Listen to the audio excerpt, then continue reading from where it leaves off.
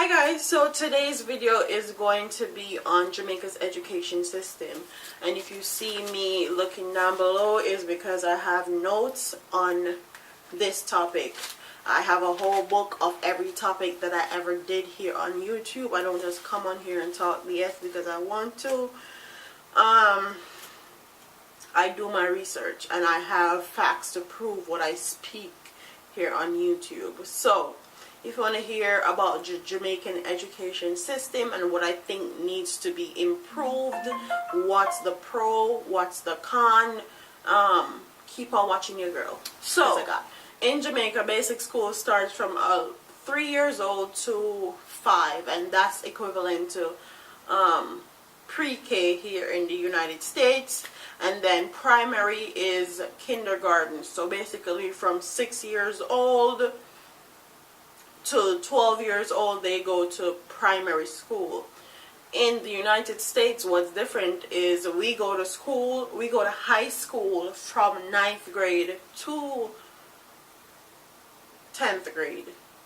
And in the United States, they go from 9th grade to the 11th grade here.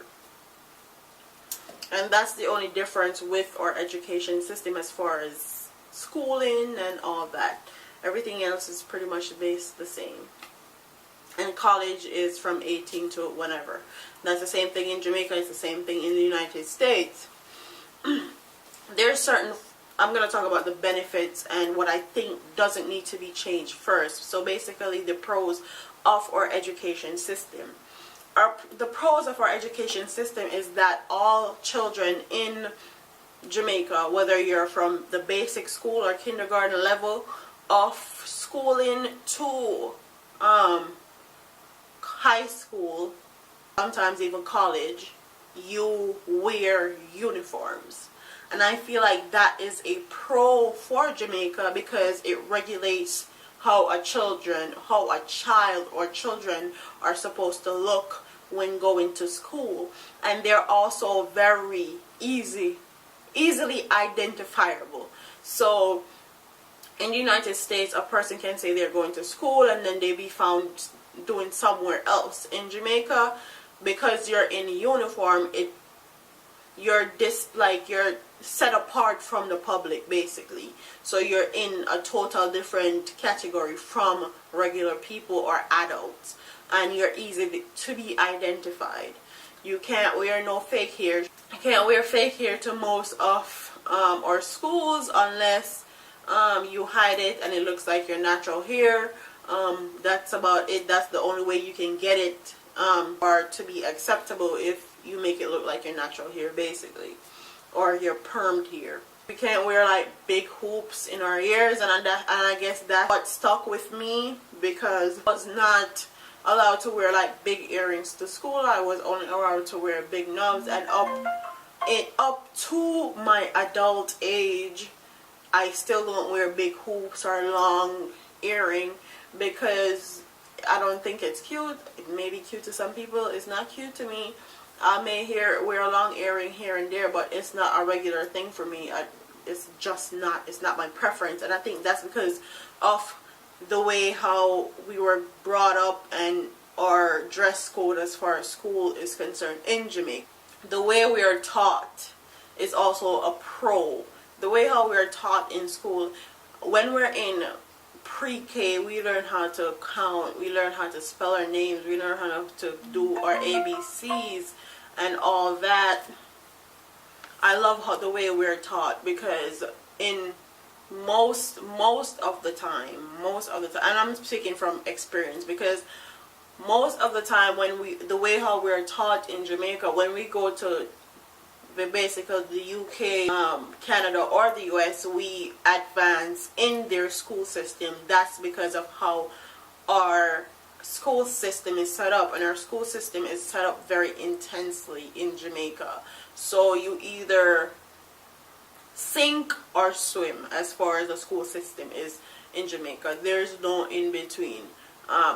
It's either you get it or you don't, and that's what sets Jamaica's school system apart from other international school system. Because me personally, when I came over here, when I was in 10th grade, They claimed that I was from a third world country, and my high school was one of the top schools in Jamaica at the time where I'm from. So Raci's was one of the top schools. Mind you, they sabotaged my GSAT because they didn't put Raci's or any of those schools. They put like the dunces, as to what Jamaican people would call schools, on my list, and they actually placed me at Raci's. So Raci's wasn't on my list for GSAT. So with all that being said, let's get back to the point.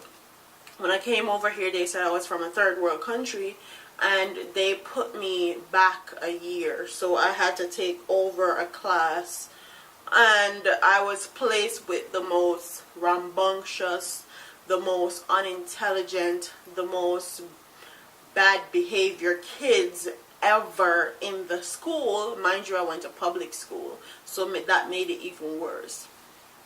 And I was literally in that class for a month before they had to put me into advanced math, advanced English, meaning AP English,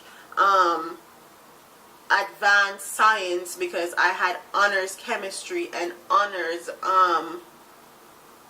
all honors science classes. So when we move to different places, especially America, and they hear that we're from Jamaica, they always put us with the bad kids, or the kids that don't do anything, because they think our education system is not that great.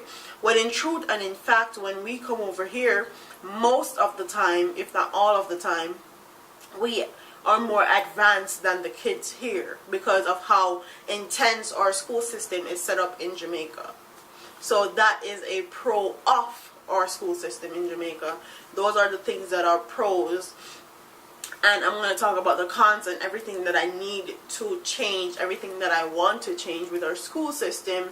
And I'm going to start off with the whole high school situation. So in high school in Jamaica, you take what is called a CXC or CAPE or CSEC. I think I may be pronouncing it wrong, but you take any one of those three and you have to get 5 subjects. So English, literature, social studies, science, and math. So you get 5 subjects. Even if it doesn't have anything to do with your career field, they implore you to get 5 of those subjects.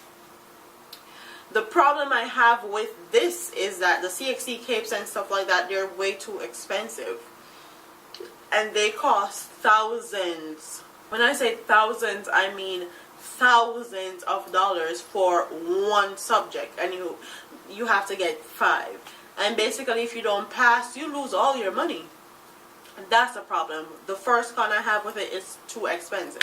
The second con I have with it is that it's not a internationally accredited way of testing students. So if you go to the United States, or if you go to Canada, or if you go to England, they look at it like, what is this? Like, this doesn't translate to, okay, I can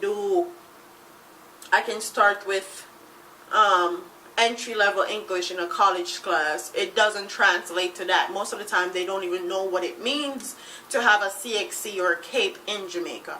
So that's the second con I got with it. It's not an internationally accredited way to test students, and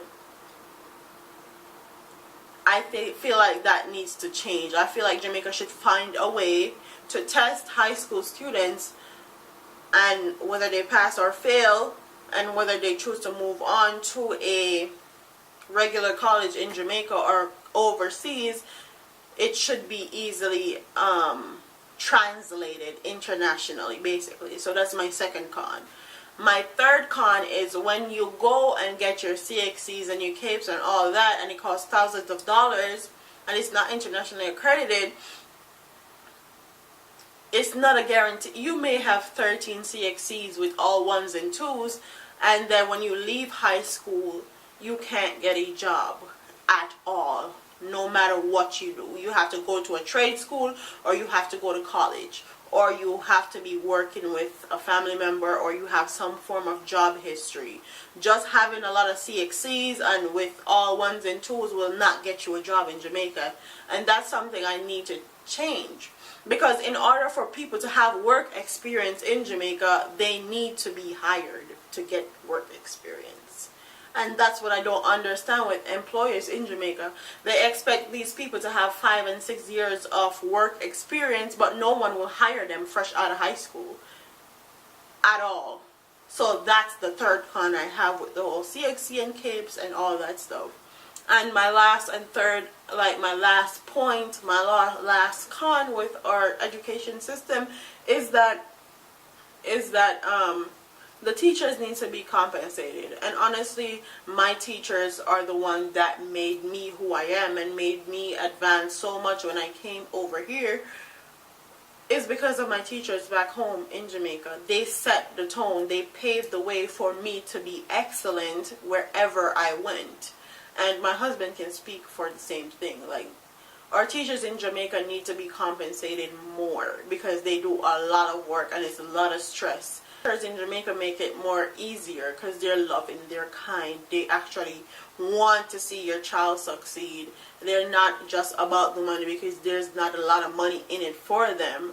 So I feel like they need to be compensated more. And I know I'm just touching on the surface of what's wrong with our education system in Jamaica. There's a lot more that I can get into detail, but we'll be here for a whole hour.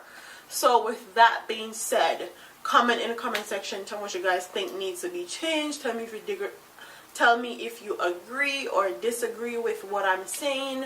Don't forget to like, comment, share, and subscribe to your girl here on YouTube. I'm a party here, man. Deuces.